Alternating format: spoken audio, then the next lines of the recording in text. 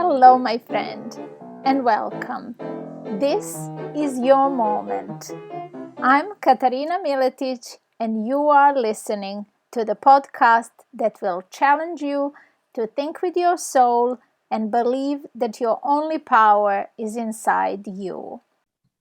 Jonny, welcome. Hey. Just a moment while I reboot my camera so we can see each other. It's good to hear you. Yeah. And it's good to see you. And here I am. How are you? I am great. I'm just testing water. And I like conversations. That's a good idea. I like the idea of testing water. That's good. Yes. I think what we do is best started with conversation. Yes. Right? So I think that was one of the first questions that I wanted to ask you.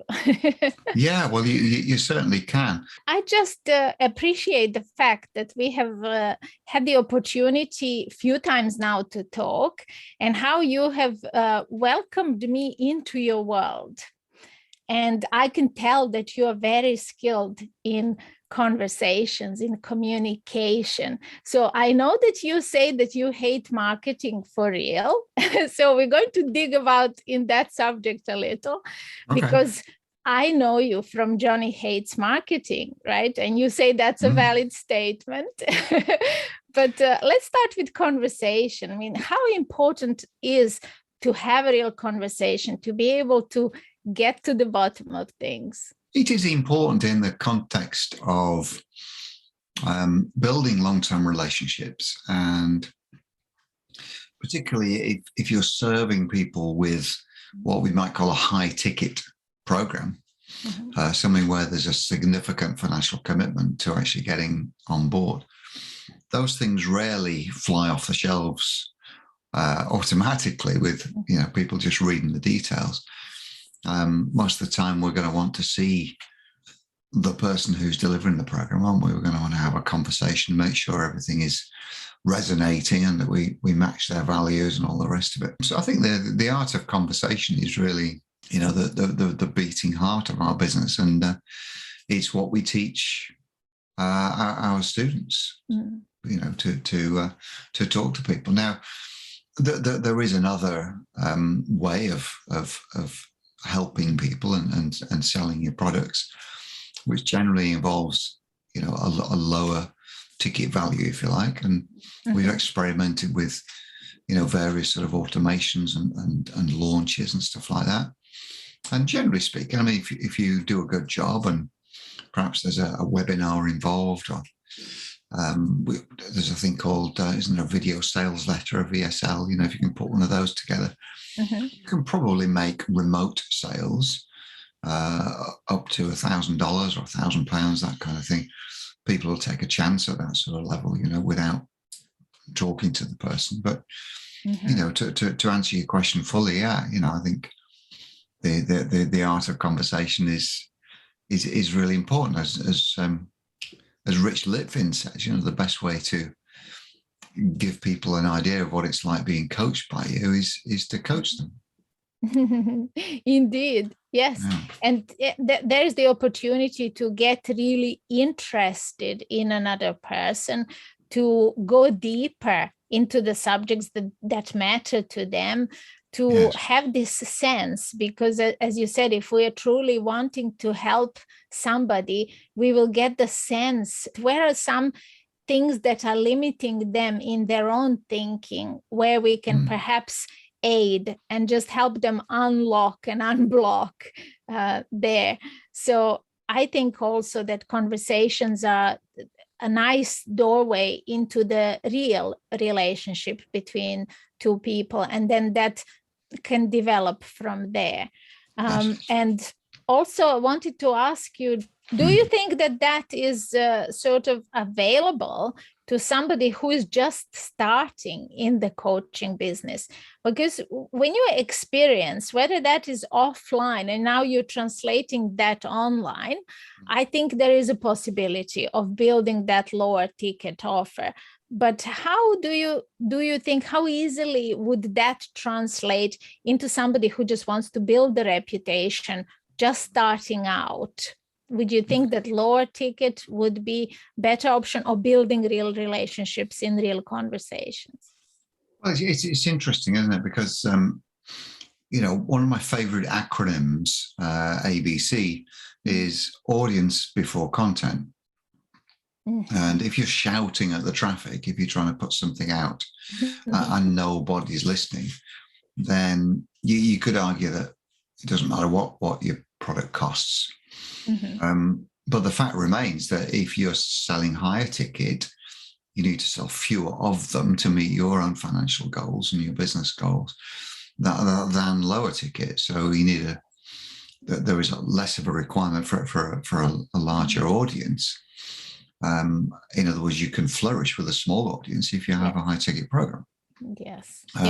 You're only one conversation away from your next sale, aren't you? Whereas, if you're putting adverts out and offer posts where people are hopefully joining in and buying something for a few tens of dollars or even hundreds of dollars, then you need a bigger audience to make any money, don't you? It's just simple arithmetic, really. Yes. So we always suggest when someone's starting out that put together an offer which involves working with people deeply and closely, hopefully for a reasonable period of time. 12 weeks seems to be quite popular, 6 or 8 weeks, something like that. Yes. And then, make the offer on the basis that you can solve their big expensive problem in return for, a big expensive solution, if you like.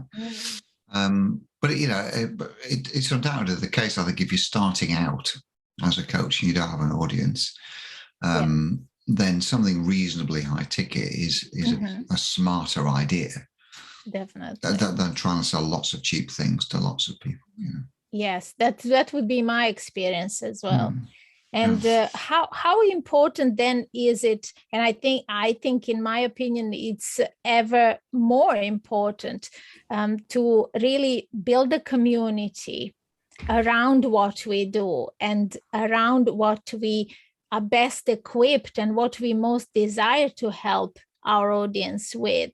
And then from that pool, from that container of where we can cover subjects that are close to their heart, where they can express more freely what they need most help with, we can then cater to both, what is matching us, what we are passionate about doing, in what ways we like to help, and also the particular want and need of our audience. How important is community to you?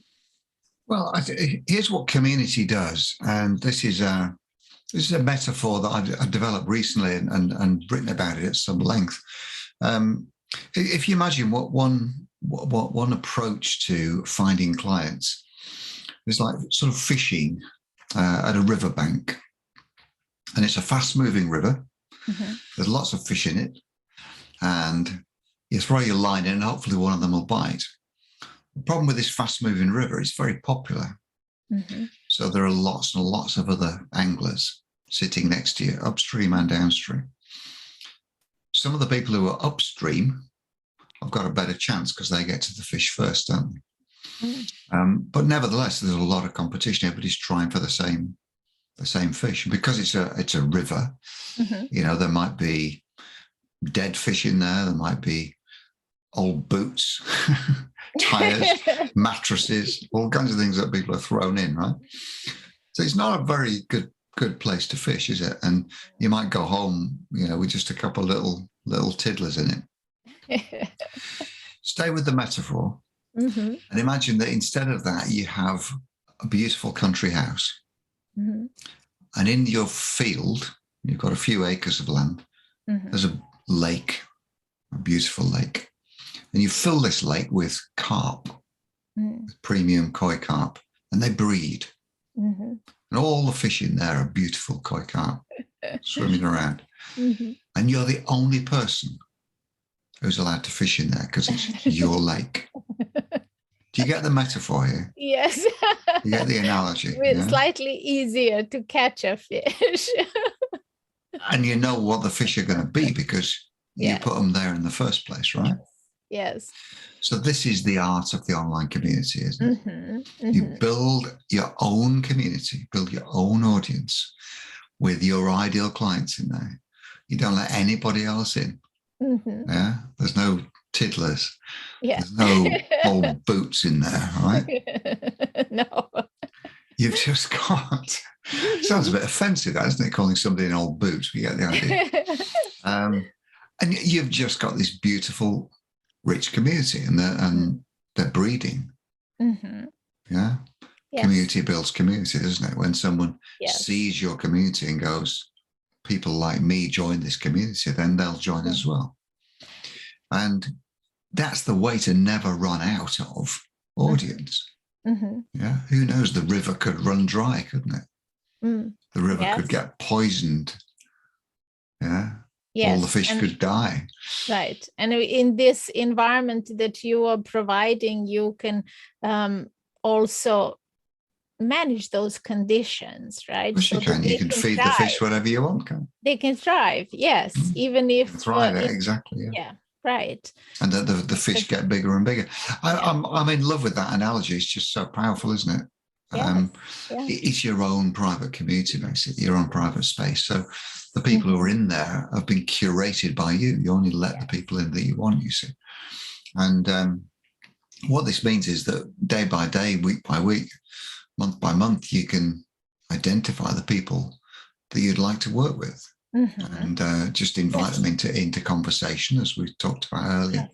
Yes. And some of those people will enroll as clients almost automatically. So, you know, we've been doing this in JHM, building community of people that need our help and identifying the people ready to take that step. We've been doing that since 2018, since March 2018.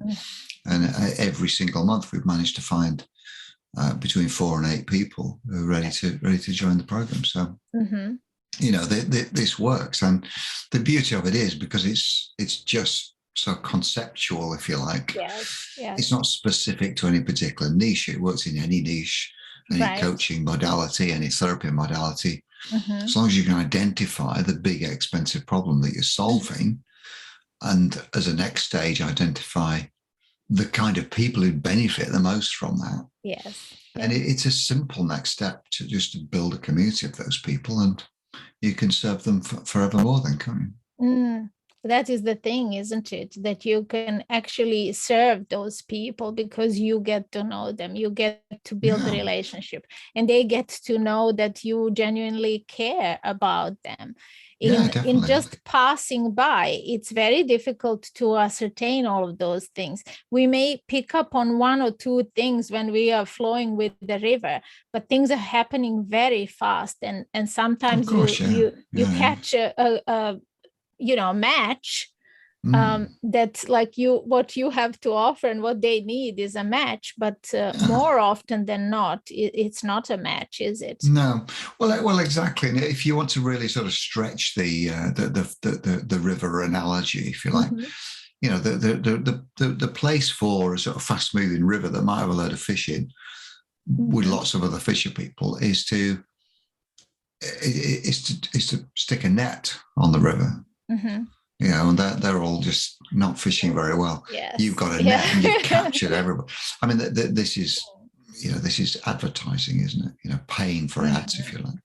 Right. And, you know, really kind of dominating the space, either by being so famous that everybody comes to you, or paying for traffic, you know, paying for the right sort of traffic. So, you know, what we're talking about here with community is the ability to build a business organically without paying for adverts, you know, and handpicking the people you want to work with.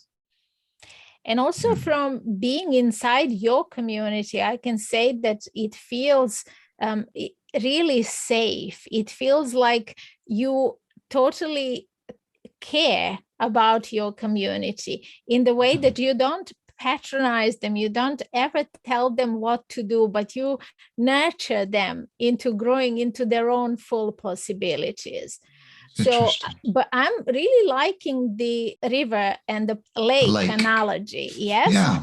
And I wanted to ask, since you started in 2018, things changed in 2020, but my guess is that it didn't change much. It didn't affect much the environment that you were creating within your lake. Is that true statement? Is that it's really interesting. I mean, I don't want to sound disingenuous, because there are truly no positives to take from the pandemic. Right.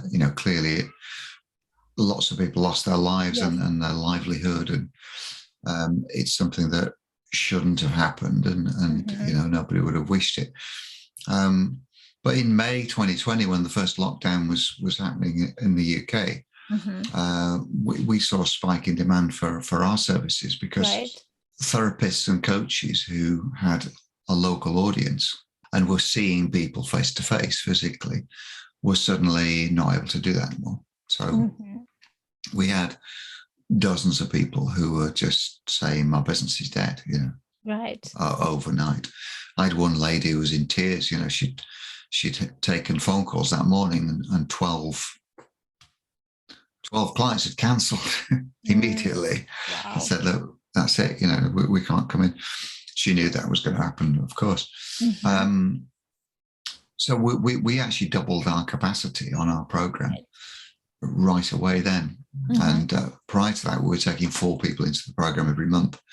We're now taking 8 people into the program. We're running 2 simultaneous cohorts of the 4-person program. It has changed the circumstances in which we live in.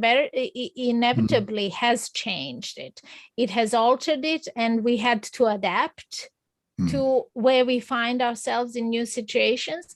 And this is one of the silver linings, I think, that in that situation. And I think it is of our benefit if we do find that positive circumstance to focus on and to grow and adapt with it. Otherwise, what would happen if we didn't, right?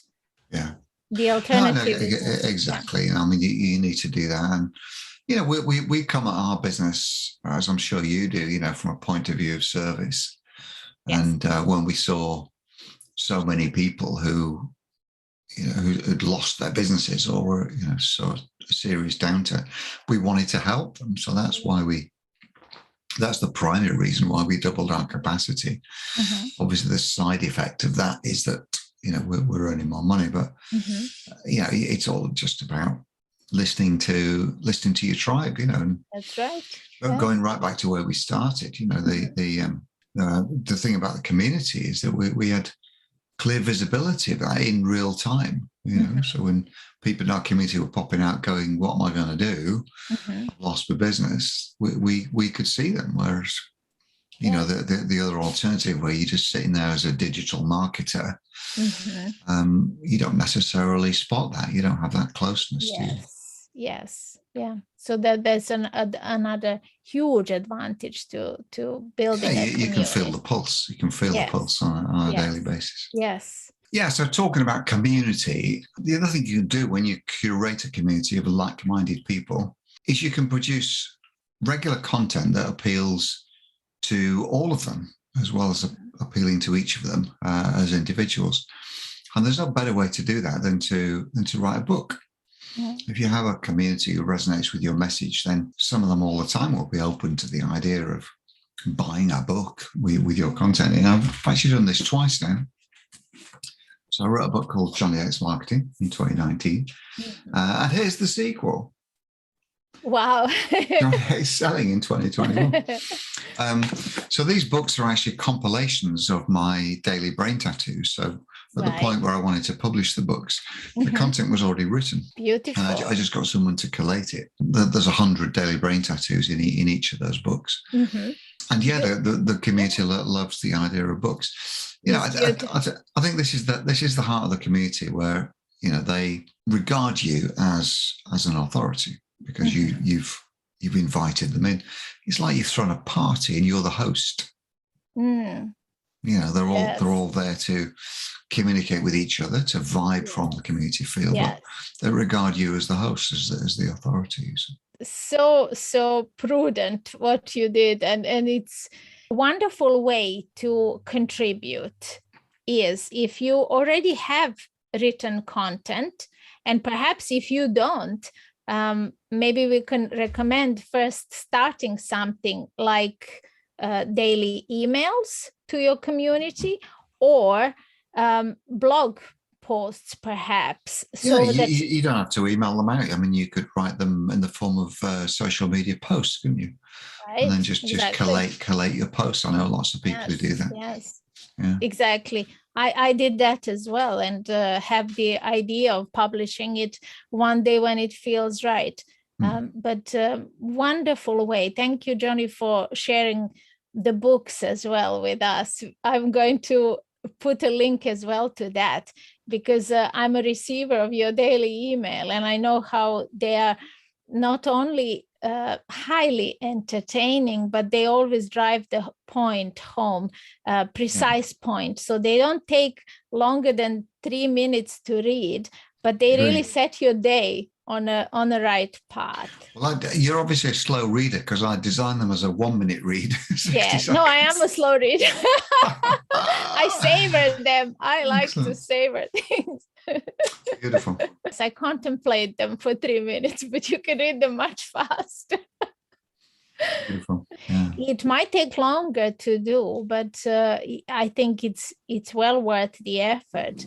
If we truly desire to help to build that community the right way, to nurture. Well, our group is 5 years old this year, but I will say this. I mean, when we help our clients to build groups, it doesn't have to take a long time. I mean, our clients are building groups much more quickly and more skillfully than we did when we started, because we haven't got anybody helping us, really. That's it. You excluded a lot of trial and error for them. Exactly. Yeah. But also this, if you have a group with 40 or 50 people in it, and people say, I've only got 50 people in my group. Well, imagine that you were doing a talk, a very specific talk on a specific topic in a live venue. You're on stage, and there were 50 people in the room listening to you, all ideal clients. Then, you'd sell something. You'd make an impression on those 50 people, wouldn't you? And that's the privilege you've got when you have a group, community with 40 or 50 members, provided you've curated the membership and they're the right people. Exactly. All you've got to do is learn how to talk to them and communicate with them on a daily basis. And some people will be ready to buy from you, even if you just started the group recently, so. Yes, indeed. I'm a big believer in small communities, because if you build them the right way, there is no reason why the 5 and 10 people in your group aren't enough for you to start. Exactly. Well, they're there for a reason, aren't they? And just tell them that you just built this group and you'd love for them to be a founder member. People like that vibe. They want to join and see what's happening, don't they? Yes, we like to be part of something from the start, when we feel that connection, that our impressions, our opinions, our desires are taken into consideration. They're important. Yeah, exactly. Yes, it's wonderful. So, Jonny, what exactly is it that you hate about marketing? Because I'm not detecting anything. Well, here's the thing, that name sprang from a conversation in 2017. I was on a podcast with a Canadian podcast host, and we were talking about rubbish marketing ideas. And what triggered it was a couple of conversations I'd had the previous week with 2 American marketers who were clearly all about making a sale and not about helping. Right. And we talked through the pitch that I'd had from these guys, and the host just said, I don't think you really like marketing, do you? I said, well, not that kind of marketing. And he said, spoiler alert, Jonny hates marketing. I just went, fantastic name. Yes. So we rebranded everything very quickly, and it just took off. I think where it appeals to our tribe is that there is this kind of blind spot, in most coaches and therapists about marketing. Ultimately, highly trained and highly skilled practitioners just want to get on with it. They just want to serve people. They just want to help people. They don't want to have to do the marketing as well, So something called Jonny Hates Marketing resonates because they don't like marketing either, you see. Yes. So, but just to sort of honor the title, what it's about is this: it's about not having to do all the stuff that maybe you see people doing online, not having to start out with advertising and funnels. All we have to do is to get a community started, and then just learn the art of having conversations with people. Just talking to people. Yes. And you can get your business going there. You can build a business organically, can't you, online? Yes, totally. Either in LinkedIn or on Facebook or both. I think you can get into six figures before you even start thinking about advertising or anything more elaborate. Just by having a few conversations a day with the right people. That's right. I think that's the key. And also we touched upon certain elements of storytelling during this conversation. So I want to ask you about how important was storytelling and how important it is in what you do. Because for that connection, for the relatability, for this feeling of I've been there and I know how it feels. It's indispensable in my opinion and in my experience to be able to share our story. I think you're right. Yeah, and most of what we talk about is some kind of a story, isn't it? I write daily and send to my email list. I guess each one of those is a little story about something, just a small nugget that hopefully is going to have an impact on somebody who reads it. I think what people are referring to most commonly when they talk about storytelling is our own backstory, where we've been, how we overcame this big challenge, and how we are now and all that kind of thing. And you've got to be careful with that, otherwise it can look a bit cliched.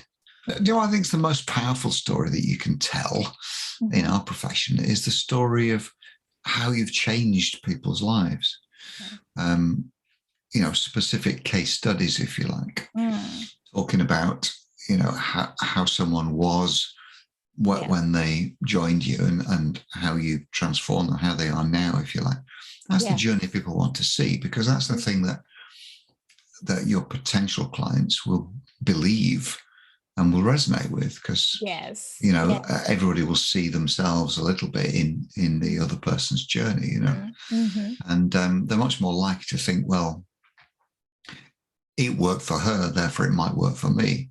I think they're much more likely to believe that than you telling your own story, because just because it worked for you as the practitioner doesn't mean it'll work for them, you see. But if they see it working for other clients, then clearly it's a different level of storytelling altogether. That's it. And maybe I wasn't clear in my question. There are levels, exactly. And I didn't mean the whole entire life story by all means, just the elements of that story that tell about who we are, rather than us having to say, these are my values, A, B, C. It's just tell them the episode from your life that illustrates your values. you have mentioned who is inside your community, but tell us once again, who would be the perfect person who might be listening to this podcast? Because there are often people who are creative entrepreneurs who are part of this audience. Well, we welcome into our community people who describe themselves as coaches, also therapists of any persuasion, any modality, consultants. So people, in other words, who are in the kind of knowledge industry, if you like.